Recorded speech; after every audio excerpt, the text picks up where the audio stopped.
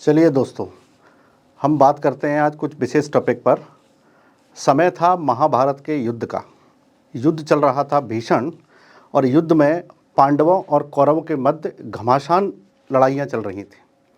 उसी समय दुर्योधन, पांडवों के जो फाइटर हुआ करते थे, दुर्योधन के मित्र समुद्र देवता ने एक योजना बनाई कि क्यों ना वो अपनी असीम शक्तियों को दुर्योधन को प्रदान करें और दुर्योधन के पूरे शरीर को वज्र का बना दें।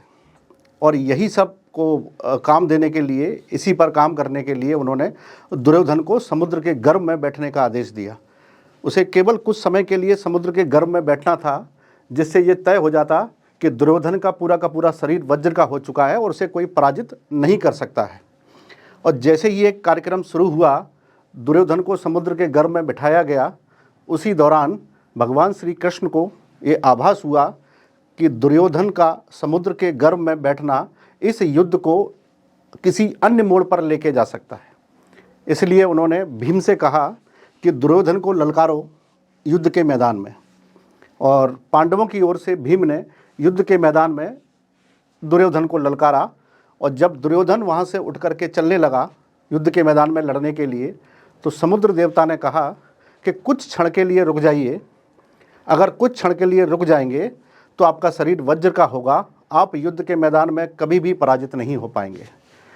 तो दुर्योधन का जवाब था कि मैं रुक जाऊंगा, वज्र का भी बन जाऊंगा, आप पराजय भी हो जाऊंगा, लेकिन मैं अपने जीवन में कभी भी वीर नहीं कहलाऊंगा।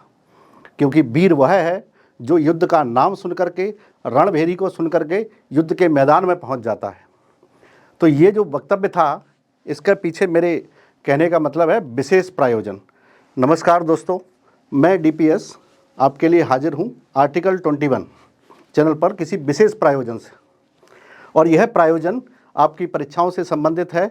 मेरे इस पूरे वक्तव्य के पीछे का जो स्टेटमेंट है वो यह है कि जिस प्रकार से युद्ध का नाम सुनकर के किसी वीर को नाचने का मन होता है, ठीक उसी प्रकार से किसी सच्चे परीक्षार्थी को परीक्षा की दिनांक पता लगने से उतनी ही खुशी मिलती है, उतना ही नाचने का मन होता है सच्चे परीक्षार्थी को।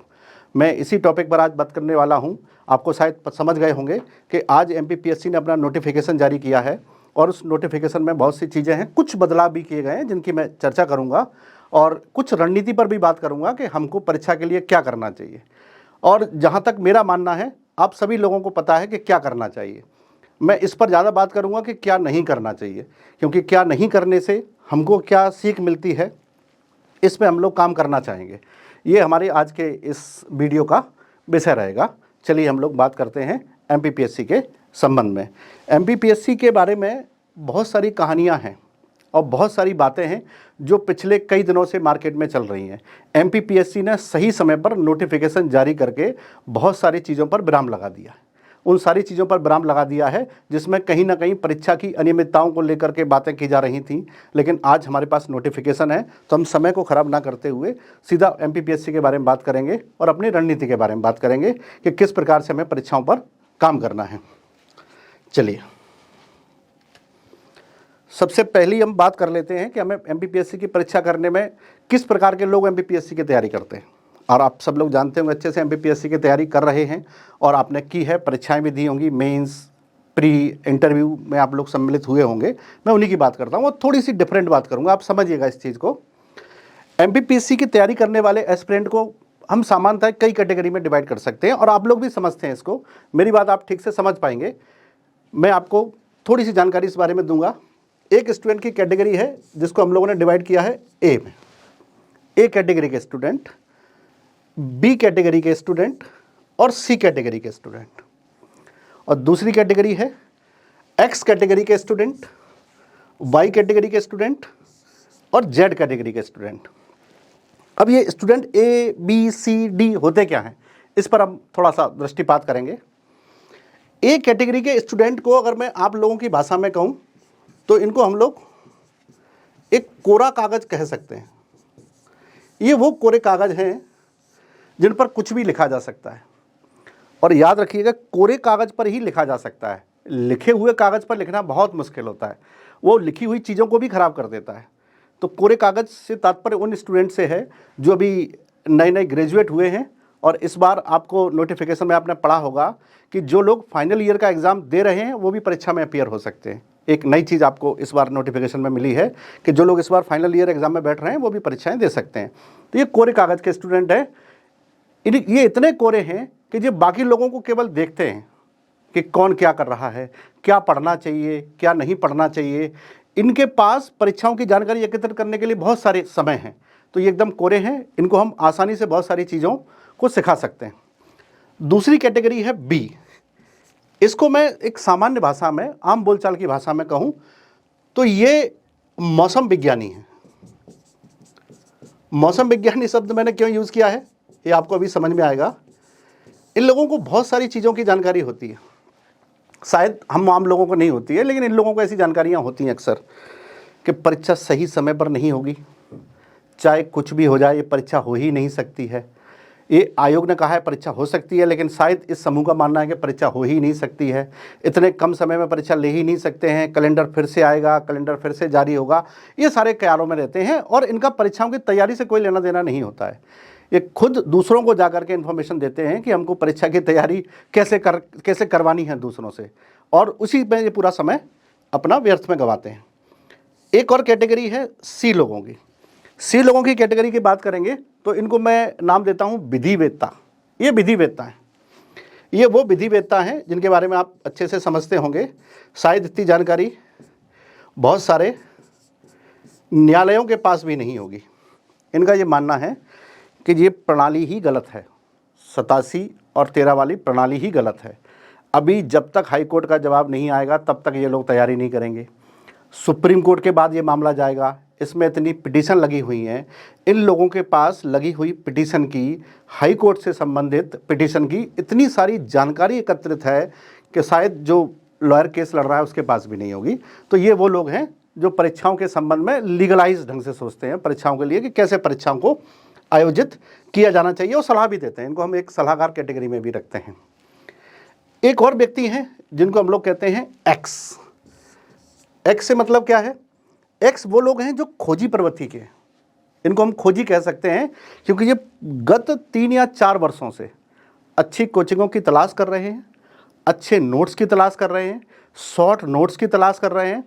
दूसरा, वे अच्छे टीचर की भी तलाश कर रहे हैं क्योंकि वे खुद इतने ज्ञानी हैं कि वे टीचरों का भी एनालिसिस करते हैं, और इतना ज्ञान है इनके पास कि ये कभी भी किसी भी चीज़ से सेटिस्फाई नहीं होते हैं और अपना पढ़ाई का अधिकांश समय खोज करने में व्यतीत करते हैं, और दूसरों को भी भ्रमित करते हैं कि यहाँ मत पढ़िए, वहाँ पढ़िए, ये पढ़िए, वो पढ़िए। और शायद जहाँ तक मेरा अनुमान है, इन्होंने कभी कभार कोई एग्ज़ाम पास किया हो तो, क्योंकि एग्ज़ाम पास करने वाला व्यक्ति एग्ज़ाम की गंभीरता को समझता है, वो कभी भी किसी एग्ज़ाम के बारे में कयास नहीं लगाता है, वो एग्ज़ाम की तैयारी पर बल देता है। तो ये वो खोजी प्रवृत्ति के लोग हैं जो हमेशा अपनी खोज में बने रहते हैं, और नोट्स की खोज भी बनी रहती है। ये कई वर्षों से नोट्स तलाश रहे हैं, लेकिन इनके नोट्स अभी तक पूरे नहीं हुए हैं। इनका एक कथन होता है कि बस जीवन में एक अच्छे नोट्स की तलाश है, सिलेक्शन दूर नहीं है। और ये वो नोट्स है जो शायद कभी किसी को प्राप्त नहीं हो पाता, क्योंकि ये उसी नागमणि की तरह है जो होती ही नहीं है। क्योंकि नोट्स का मतलब होता है कि व्यक्ति को खुद तैयार करने चाहिए, ना कि हम किसी दूसरे के नोट्स पढ़ेंगे। तो ये एक इस प्रवृत्ति के लोग भी हैं जो एमपीपीएससी की तैयारी करते हैं। नेक्स्ट है हमारे पास बाई प्रवृत्ति के लोग। बाई प्रवृत्ति के लोग वे हैं जो स्वयंभू हैं, स्वयंभू, जिनको किसी भी ज्ञान की आवश्यकता ही नहीं है। वे स्वयं अपने ही सिद्धांतों से परिपूर्ण रहते हैं, उनके अपने खुद के सिद्धांत हैं, खुद का दर्शन है कि परीक्षा क्या चाहती है, क्या नहीं चाहती है।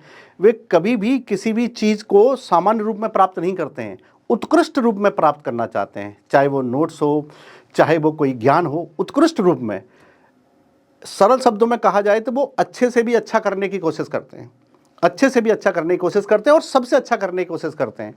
और आप सब लोग समझते ही होंगे कि जैन धर्म का स्यादवाद सबसे अच्छे के सिद्धांत को सबसे पहले नकार देता है कि कोई भी वस्तु सबसे अच्छी नहीं हो सकती, तुलनात्मक रूप से अच्छी हो सकती है, सबसे अच्छी नहीं हो सकती। ये कथन ही गलत है संसार का। तो इनकी खोज इनसे भी ज़्यादा है, अनुसंधानकर्ता प्रवृत्ति के ये लोग हैं, और ये लोग भी लगे हुए हैं, और इनको समझाना बहुत मुश्किल होता है क्योंकि ये बहुत सिल्की लोग हैं। ये इन पर ज्ञान की कोई भी बूंदा ठहरती नहीं है।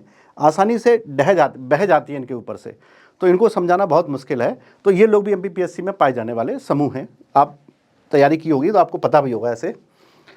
और तीसरे हैं जेड प्रवृत्ति के लोग। ये वो लोग हैं जिनको मैं इस चित्र से एक्सप्लेन कर सकता हूं, जिसको हम लोग कह सकते हैं कंफ्यूज टाइप के लोग हैं।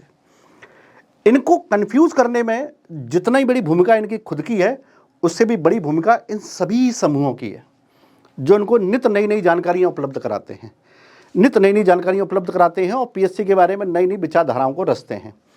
जितना समय इन लोगों ने अपने ज्ञान को इतनी सारी चीज़ों से बटोरने पर लगाया, उसका अगर 10वां भाग ये कुछ अध्ययन पर लगाते तो शायद परीक्षाओं को पास करने के ज़्यादा निकट पहुंच जाते। ये वो लोग हैं जो परीक्षाओं की डेट आने तक लोगों को भ्रमित करते हैं कि एग्ज़ाम पोस्टपोन्ड होगा, पक्का पोस्टपोन्ड होगा। सगे संबंधी की कसम खा के भी कहते हैं कि पोस्टपोन्ड ही होगा, ये मुझे पक्की जानकारी मिली है। और जब एग्ज़ाम हो जाता है तो इनके पीछे का सबसे बड़ा तर्क होता है कि केवल 427 पोस्ट थी, इसके लिए क्या एग्ज़ाम देते। तो ना तो वो कभी खुद एग्ज़ाम देते हैं, बाकी ABCD जैसे लोगों को भी कन्फ्यूज़ करते रहते हैं। इनका काम ही है कि वे खुद भी कन्फ्यूज़ हैं और दूसरों को भी कन्फ्यूज़, एग्ज़ाम देना है कि नहीं देना है। और अभी तक इन्होंने कोई एग्ज़ाम छोड़ा भी नहीं है, और उससे बड़ी बात है कि कोई पास भी नहीं किया है। तो निश्चित ही वो लोग अपने काम में पारंगत हैं, सभी लोग अपने अपने काम में पारंगत हैं। मैं आता हूँ वापस A पर, जो कोरा कागज़ है। मेरे को जो कोरा कागज़ मिला है उस पर मैं थोड़ा बहुत लिख सकता हूँ, ठीक है। और A का मतलब हमारे इस वीडियो से भी है। इस A को हम लोग कहते हैं आर्टिकल 21 के लोग। ये आर्टिकल 21 के वो लोग हैं जो आसानी से किसी भी चीज़ को ग्रैस्प कर लेते हैं। और आर्टिकल 21 का काम ही ये है कि हम लोगों को ऐसी चीज़ें प्रदान करें जिससे उनका समय व्यर्थ ना हो। अभी हम चर्चा करेंगे कि किन किन चीज़ों से हम लोग तैयारियां कर सकते हैं। तैयारी के बहुत सारे माध्यम हैं और लगातार माध्यम बढ़ भी रहे हैं। जैसे आप ये वीडियो देख रहे हैं, ऐसे बहुत सारे वीडियो हैं जिसमें आपको तरह तरह की जानकारियां दी जाएंगी। मैं कहूँ ज़्यादातर, अगर सही शब्दों में कहूँ तो रंगीन जानकारियां आपको दी जाएंगी। ऐसा भी कर सकते हैं, वैसा भी कर सकते हैं, ये कर सकते हैं, वो कर सकते हैं। और सबसे बड़ा दावा कि मैं आपको सिलेक्ट करा सकता हूँ। ठीक, मैं आपको सिलेक्ट करने के लिए मार्गदर्शन दे सकता हूँ, लेकिन मैं आपको सिलेक्ट करा सकता हूँ ये मैं दावा नहीं करूँगा कभी। और ये करना भी नहीं चाहिए दावा किसी को, क्योंकि सिलेक्ट आप अपने पढ़ने से होंगे, मेरे गाइडेंस से हो सकते हैं। मैं आपको सिलेक्ट नहीं करा सकता। अगर कोई दावा कर ले कि मैं आपको सिलेक्ट कराऊंगा तो कोई कभी ये करा ही नहीं सकता है। और ये छात्र भी अच्छे से जानता है कि हमें अपनी चीज़ों को समझना चाहिए, सही वे में समझना चाहिए, बस थोड़ा सा नेगेटिविटी से दूर रहना चाहिए। इतने सारे लोग हैं MPPSC के, आप तय करिएगा कि आप कौन सी कैटेगरी में आना चाहते हैं, क्योंकि बाकी के बारे में आप समझ गए होंगे कि कौन कौन सिलेक्ट हो सकता है, कौन कौन सिलेक्ट नहीं हो सकता है। तो हम आर्टिकल 21 के A लोगों की तरफ ज़्यादा झुके होंगे, क्योंकि वो लोग चीज़ों को जानने की कोशिश करते हैं, कोरे हैं, हम उनको ही चीज़ें बताने की कोशिश करते हैं। बाकी ज्ञानी लोगों को समझाना बहुत मुश्किल का काम है, संत प्रवृत्ति के लोग हैं और PSC में कई प्रकार से, मतलब आदिकाल से PSC के बारे में बहुत कुछ जानते हैं वो, ठीक है। आई थिंक आपको थोड़ा सा समझ में आ गया होगा। तो सबसे पहले ये तय करिएगा कि आपको करना क्या है, कैसे करना है। इस पर हम थोड़ी थोड़ी बातें करेंगे, करना कैसे है।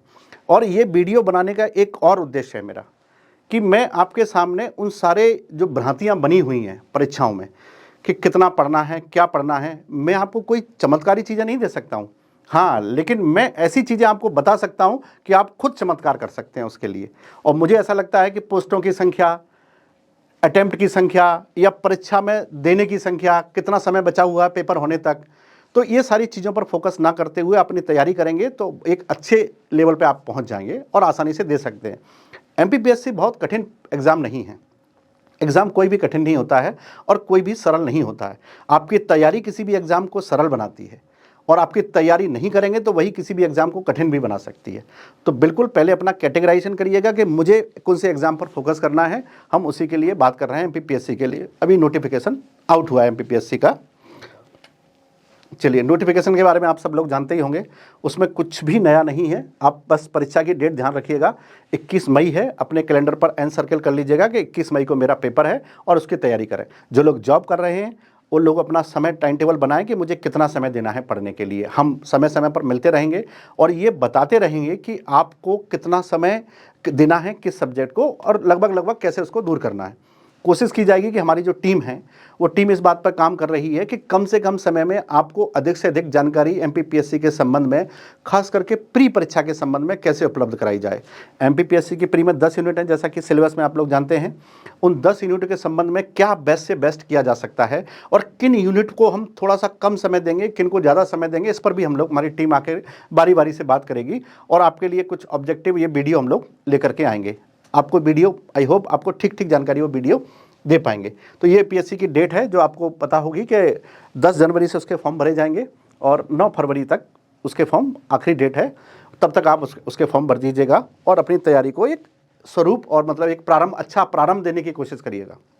ये एमपीपीएससी ने जारी किया है। नया जो जारी किया है, मैंने आपको बता दिया है कि पिछली बार ये नहीं था कि एमपीपीएससी में कोई भी वो भी एग्ज़ाम दे सकता है जो फाइनल ईयर में अपीयर हो रहा है। इस बार फाइनल ईयर में अपीयर होने वाले भी एग्ज़ाम दे सकते हैं।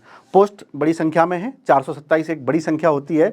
हम इस बात को नहीं भूलना चाहिए कि ये वही एमपीपीएससी है जिसने 233 पोस्टों के लिए भी एग्ज़ाम लिया है, 227 पोस्टों के लिए भी एग्ज़ाम लिया है। तो पोस्टों की संख्या हमारी तैयारी को विचलित नहीं करनी चाहिए। हम जहाँ तक तैयारी कर रहे हैं, हमको एक ही पोस्ट की आवश्यकता होती है।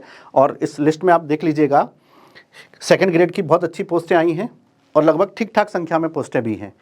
थर्ड ग्रेड की भी अच्छी पोस्टें आई हैं, वो भी ठीक संख्या में पोस्टें हैं। ये पोस्ट का जो भरने का कार्यक्रम है, जब आप इंटरव्यू देने जाएंगे तो आप उसमें एक प्रेफरेंस ऑर्डर भरेंगे कि मुझे कौन कौन सी पोस्टें चाहिए। इस पर हम लोग काम करेंगे इंटरव्यू के टाइम पर। अभी इसकी कोई आवश्यकता नहीं है, लेकिन पोस्टों की संख्या आपके ध्यान में रहनी चाहिए कि हमें कौन से डिपार्टमेंट में जाना है, तो कितने नंबर हमको लाने पड़ेंगे लगभग, है ना। तो इस पर आप थोड़ा सा अपना ध्यान रखिएगा। हम आगे की चर्चा करते हैं इस वीडियो को बनाने के पीछे की स्ट्रेटजी। स्ट्रेटजी एक बहुत बड़ी चीज़ नहीं है और ना ही कोई किसी को स्ट्रेटजी एक समझा सकता है। हम ये बता सकते हैं कि क्या करना है, क्या नहीं करना है। थोड़ी सी इन चीज़ों पे बात करूँगा, बहुत लाइटली, आपको बहुत ज़्यादा समय नहीं लूँगा। जैसे मान लीजिएगा, स्ट्रेटजी का मतलब होता है कि हम ऑब्जेक्टिव पढ़ें या सब्जेक्टिव पढ़ें। एक बड़ा इशू ये होता है जो आजकल चल रहा होगा, कई वीडियो चैनल्स पर आपने देखा होगा कि ऑब्जेक्टिव आज लेके आए हैं आपके लिए 100 महत्वपूर्ण बहु विकल्पीय प्रश्न लेके आए हैं, मल्टीपल चॉइस क्वेश्चन लेके आए हैं, या आपके लिए 50 महत्वपूर्ण प्रश्न इस टॉपिक से लेके आए हैं। वो प्रश्न महत्वपूर्ण है कि नहीं, ये तो परीक्षा तय करती है, हम लोग तय नहीं करते हैं। वो हमारे नॉलेज में महत्वपूर्ण है, परीक्षा वाले के लिए महत्वपूर्ण है कि नहीं, ये उस पर तय करेगा। लेकिन फिर भी प्रश्नों को बनाने की प्रकृति इस पर निर्भर करती है कि हमने प्रीवियस ईयर के एग्जाम में किस किस प्रकार के पेपर देखे हैं और क्वेश्चन की कितनी डेप्थ देखी है, क्वेश्चन को कितना आउट ऑफ सिलेबस या अराउंड घूमते हुए देखा है। तो इन चीज़ों को थोड़ा ध्यान में रख करके क्वेश्चन बनाए जाते हैं। एक सिंपल सा तरीका मैं आपको बता रहा हूँ। किसी भी टॉपिक को, अगर आप एमपीपीएससी की किसी भी एक यूनिट को टॉपिक में डिवाइड कर लीजिए, जैसे मान लीजिएगा हिस्ट्री को ले लीजिए या एमपी के कल्चर को, फर्स्ट यूनिट को ले लीजिएगा, पहले उसके टॉपिक डिवाइड करिएगा और टॉपिक डिवाइड करने के बाद उनको लिखिएगा कागज़ पर और उन टॉपिकों को एक एक करके किसी भी सोर्स से ख़त्म करिएगा। सोर्स ऑथेंटिक होना चाहिए, सोर्स में बहुत ज़्यादा डाटा मिसप्रिंट नहीं होना चाहिए। ये आप थोड़ा सा अपने मार्गदर्शक लोगों से देखें, पूछेंगे तो आपको पता लग जाएगा। लेकिन उसमें किसी प्रकार का कोई भी त्रुटि होने की संभावना कम से कम होनी चाहिए, क्योंकि जो हम नेक टू नेक होते हैं ना, 1-2 नंबर से सिलेक्शन छूटता है, उस पर थोड़ा सा काम करना है। इस पर जब काम करेंगे, जब आपकी लिस्ट बन जाएगी सारे टॉपिक्स की, तो जब आपका कोई टॉपिक पूरा हो गया है तो उस टॉपिक से संबंधित हम लोग, हमारी टीम आपको आगे बताएगी कि हम उस टॉपिक से संबंधित आपके लिए कैसे कैसे ऑब्जेक्टिव लाएंगे। ये ऑब्जेक्टिव आपकी परीक्षा से संबंधित होंगे और टॉपिक वाइज कोशिश करेंगे, टॉपिक वाइज और यूनिट वाइज आपके लिए लेके आएँ। एक यूनिट को हम बहुत कम टॉपिक में डिवाइड करके उसको ऑब्जेक्टिव भी सॉल्व कराएंगे और उसके बारे में बेसिक जानकारियाँ भी देंगे कि कैसे कैसे उस टॉपिक को करना है और वो टॉपिक आपके लिए कितना महत्वपूर्ण हो सकता है करने के लिए। तो अगर आपके पास लिस्ट होगी तो आप अपनी तैयारी का वैल्यूएशन कर सकेंगे कि सर मैंने इस यूनिट में 50 टॉपिक में डिवाइड किया है इस यूनिट को, तो मुझे लगता है मेरे 20 टॉपिक हो गए हैं, तो 30 टॉपिक और रह गए हैं। तो आप देख पाएंगे कि मैं पीछे चल रहा हूँ या आगे चल रहा हूँ अपनी तैयारी को। अगर आप ऐसा नहीं करेंगे तो जब भी कोई आपसे पूछेगा तो आप एग्जैक्टली कभी नहीं बता पाएंगे तैयारी कैसी है। आपका जवाब यही होगा, ठीक है नहीं। आपके पास कैलकुलेशन होना चाहिए कि सर मेरे इस यूनिट के लगभग 70% टॉपिक हो गए हैं और थोड़े से और बचे हुए हैं। तो आने वाले समय में आप वैल्यूएशन कर सकते हैं कि भाई मेरा इतना समय चला गया इसमें, तो आगे मुझे स्पीड बढ़ानी है या कम करनी है, इस पर काम करना है। दूसरा कि किसी भी टॉपिक को पढ़ते समय उस टॉपिक के चारों ओर की जानकारी भी थोड़ी सी इकट्ठी करनी है, ताकि प्रश्न अगर थोड़ा सा भी अनरीचेबल होता है तो हम उसे पकड़ लेंगे। तो प्रश्न हमारा छूटना नहीं चाहिए टॉपिक वाइज। कुछ टॉपिक आप अपने जिस जिस विषय में आपने ग्रेजुएशन किया होगा तो आपको अच्छे से जानकारी होगी कि हमें कौन कौन से टॉपिकों पर कितना काम करना है। कुछ टॉपिक आपके बहुत अच्छे होंगे, उन टॉपिकों को आप थोड़ा कम समय दीजिए, उसमें आप गैस भी बहुत अच्छा कर पाएंगे। और जो टॉपिक आप पहली बार पढ़ रहे हैं, जैसे आर्ट्स वाले बच्चे हैं, उनके लिए साइंस और कंप्यूटर अच्छे से पढ़ना है, और जो साइंस वाले बच्चे हैं, इंजीनियरिंग वाले लोग हैं, उनको आर्ट्स के टॉपिक बहुत अच्छे से पढ़ने हैं। तो पहले अपनी अपनी लिस्ट बनाइए, क्योंकि तैयारी इंडिविजुअल होती है, कभी भी सामूहिक तैयारी नहीं होती है। इंडिविजुअल तैयारी यानी आपको अपनी अपनी प्लानिंग कर लेनी चाहिए। आप अपनी खुद की प्लानिंग करेंगे तभी तो बता पाएंगे कि हमारी तैयारी कैसी है। किसी दोस्त के सहारे, किसी एक और व्यक्ति के सहारे आप अपनी तैयारी को अंजाम नहीं दे सकते हैं, क्योंकि हो सकता है कि उसका विचार ही सिलेक्शन ना लेने का हो, और आप ऐसे व्यक्ति के साथ कर रहे हैं। तो तैयारी को पहले अपने खुद के लेवल पर लेके आइए कि मैं तैयारी से क्या चाहता हूँ, क्या अपेक्षा करता हूँ एमपीपीएससी से, ठीक है। और एक बात दावा करिए, एक बात जरूर याद रखिएगा कि एमपीपीएससी में ऐसे लोग बहुत सिलेक्ट होते हैं जो पहली बार एग्ज़ाम दे रहे हैं। ये दावा बिल्कुल खोखला है कि पहली बार में सिलेक्ट नहीं होते हैं। मेरे पास लाखों, हज़ारों तो नहीं, लेकिन सैकड़ों ऐसे उदाहरण हैं कि जो पहली बार में पढ़ के सिलेक्ट हुए हैं। वे ज्ञानी मानव नहीं हैं, वे साधारण मनुष्य हैं, एक कैटेगरी के लोग हैं।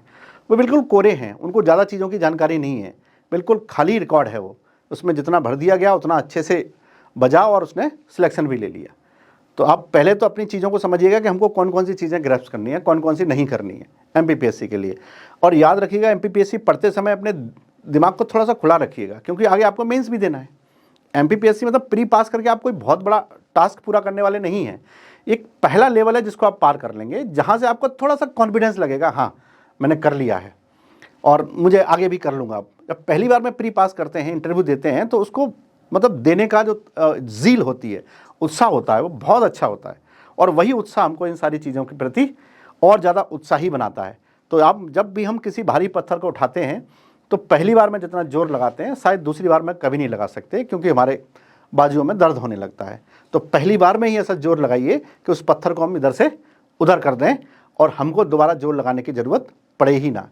तैयारी का आलम यही होना चाहिए। तैयारी का आलम ये नहीं होना चाहिए कि हम अगले साल देखेंगे, हाँ, क्योंकि कुछ और ऐसी प्रवृत्ति के लोग हैं, उपयुक्त के अलावा कुछ भी ऐसे अन्य लोग भी हैं, जो एग्ज़ाम हॉल से निकलने के बाद उनका पहला प्रश्न होता है कि अगली वैकेंसी कब आएगी। ये मेरे साथ बहुत हुआ है। कई बार लोग मुझसे पूछते हैं कि सर अगली वैकेंसी कब आएगी। तो चूंकि मेरे पास तो डेट नहीं होती है, लेकिन वो कोई भी डेट सुन करके खुश हो जाते हैं कि हाँ चलो अगली वैकेंसी आएगी, इस बार तो हम तैयारी नहीं कर पाए, लेकिन अगली बार तो हम बहुत अच्छी तैयारी करेंगे।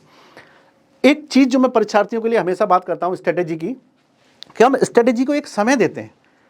जैसे आज मान लीजिएगा फ्राइडे है और मैं आपको कुछ चीज़ें बताने की कोशिश कर रहा हूँ, आप लोग समझ भी रहे हैं, और आप उसके बाद क्या कहेंगे, नहीं सर ने अच्छा बताया है, हम भी बदलाव करेंगे, बहुत ज़्यादा पढ़ाई करेंगे। लेकिन मंडे से आपने सैटरडे और संडे को किल कर दिया, 2 दिन आपने ख़राब कर दिए। और चूंकि ये तो बहुत स्पेशल महीना है, अभी 2 दिन बाद न्यू ईयर शुरू होने वाला है, तो अभी तो मुझे लग रहा है कि अपने आप को बदलने के लिए लोग वेट कर रहे हैं कि न्यू ईयर आएगा तो हम नया काम करेंगे।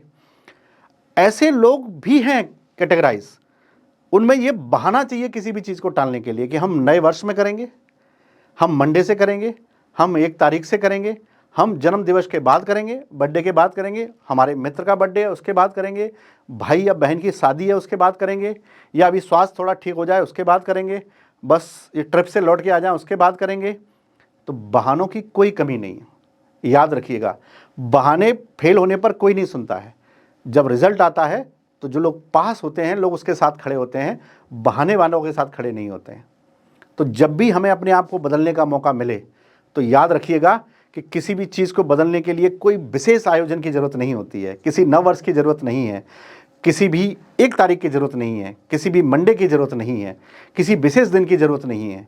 अपने आप को बदलने की ज़रूरत है। हम एक पल में, एक मोमेंट में अपने आप को बदल सकते हैं। हम पलक झपकाएंगे और ये प्रण कर लेंगे कि नहीं, हम अपने आप को आज से बदलते हैं, हम अपने आप को इस परीक्षा को समर्पित करते हैं या इस परीक्षा को करते हैं। हाँ, ये वीडियो ऐसे लोगों के लिए ही जो वास्तव में परीक्षा में सेलेक्ट होना चाहते हैं, उन लोगों के लिए नहीं है जो परीक्षाओं को टेस्ट करते हैं। ऐसे लोग भी हैं जो परीक्षाओं को टेस्ट करते हैं कि इस बार हम लोग ट्राई कर रहे हैं, देखते हैं क्या होता है।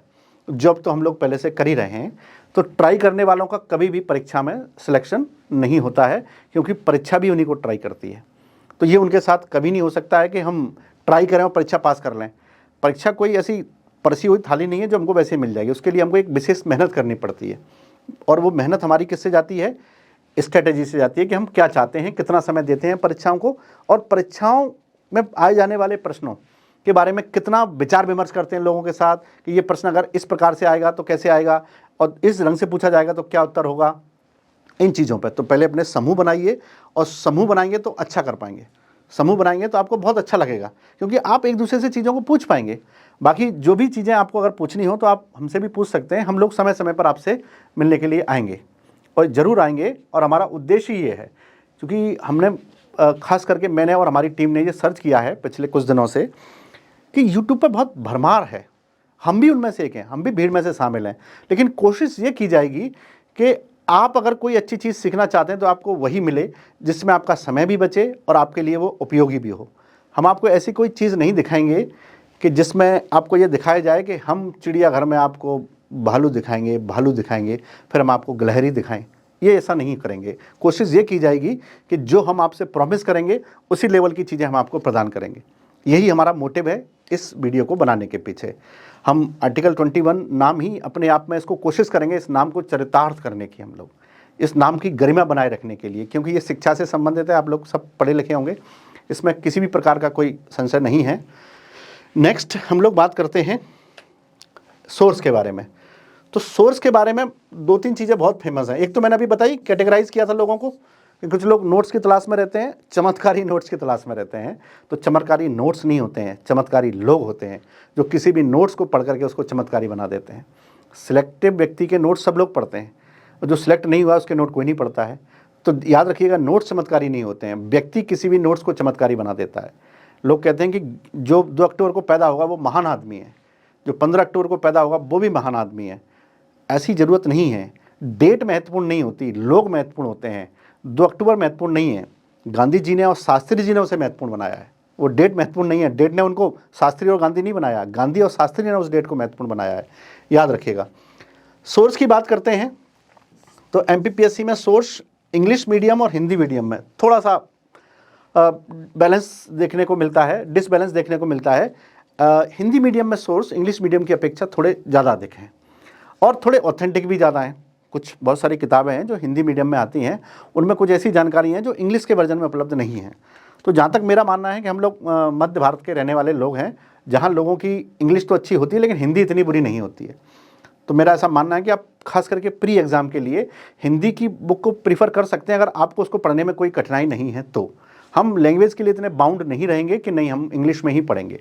अगर कोई जानकारी मिल रही है, क्योंकि पेपर तो आपका दोनों लैंग्वेज में आएगा प्री का, तो आप उसको देख सकते हैं। आपको टिक ही करना है उसको। तो अगर आप उसको एक सही एनसर्कल करना है तो आप कोई भी एक अच्छा मटेरियल पढ़ेंगे और उससे आपको ठीक ठीक जानकारियाँ मिल जाएंगी, जिनको आप पेपर पर लिपिबद्ध भी करेंगे सोर्स को, है ना।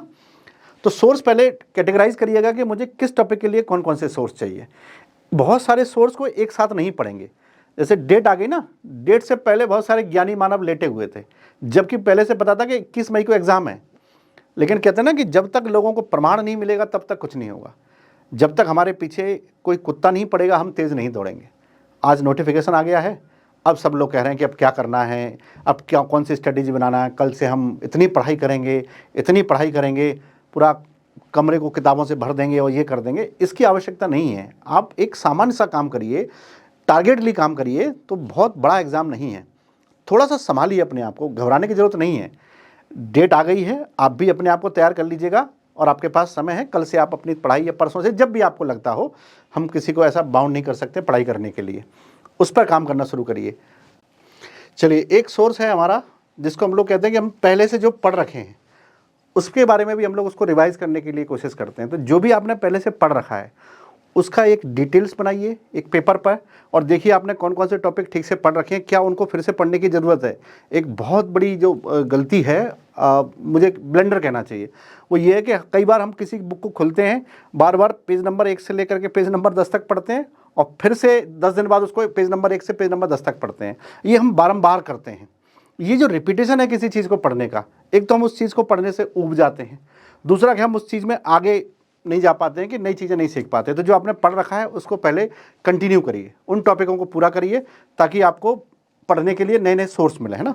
तो एक सोर्स तो आपके लिए ये पहले से बताया है कि आप ऑथेंटिक चीज़ों को सर्च करिए, और अपने जो मार्गदर्शक हैं आपके, या आपके जो भी सीनियर्स हैं उनसे पूछिएगा।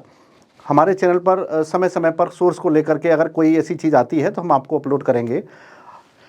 एक और टॉपिक, एक और सोर्स है हमारे पास, वो है हमारे पास कि हम किसी ऐसे व्यक्ति से मार्गदर्शन लें जो पहले से इस परीक्षा के संबंध में एक अच्छी खासी जानकारी रखता हो।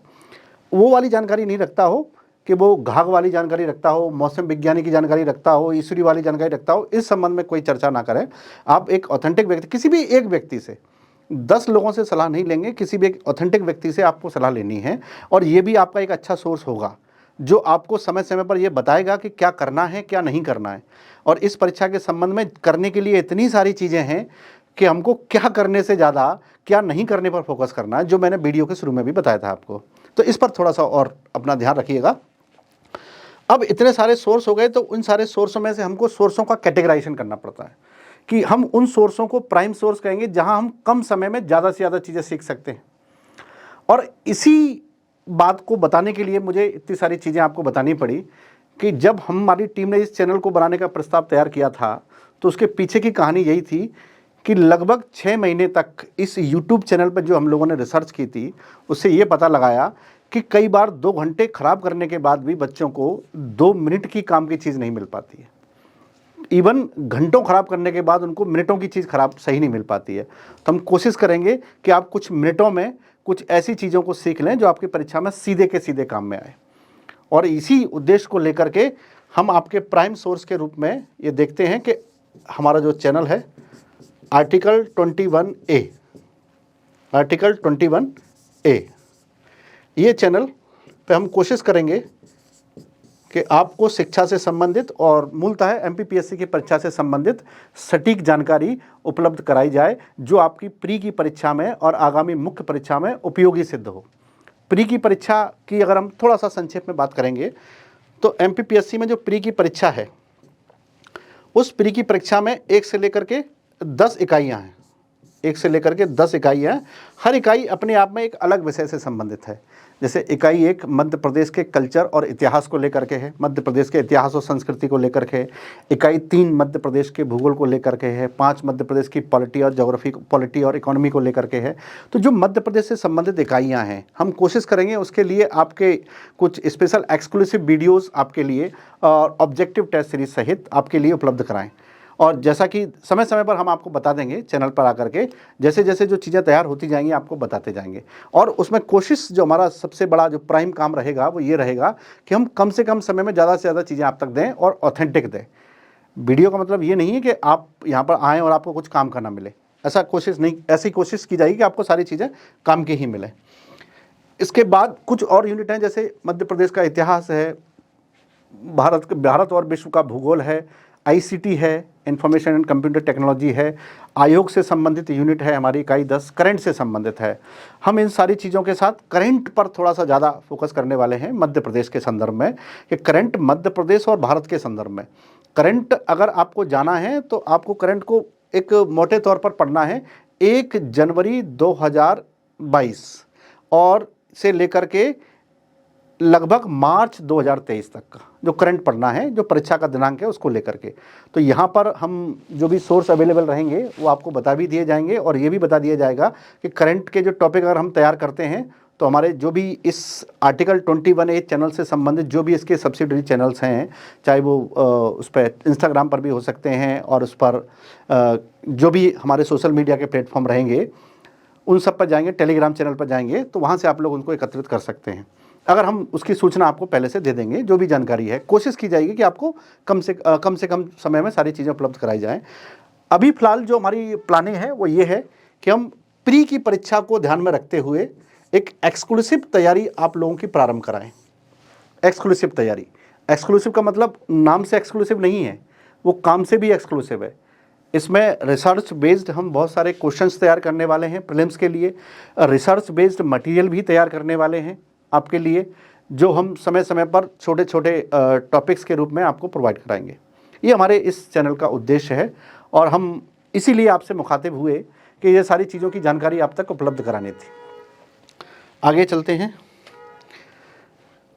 आज हम इस चैनल्स के माध्यम से आपको केवल ये समझा पाए कि हमको अपनी पढ़ाई के स्तर को कैसा रखना है, पढ़ाई को कैसे शुरू करना है। और MPPSC की परीक्षा को कैसे टारगेट करना है।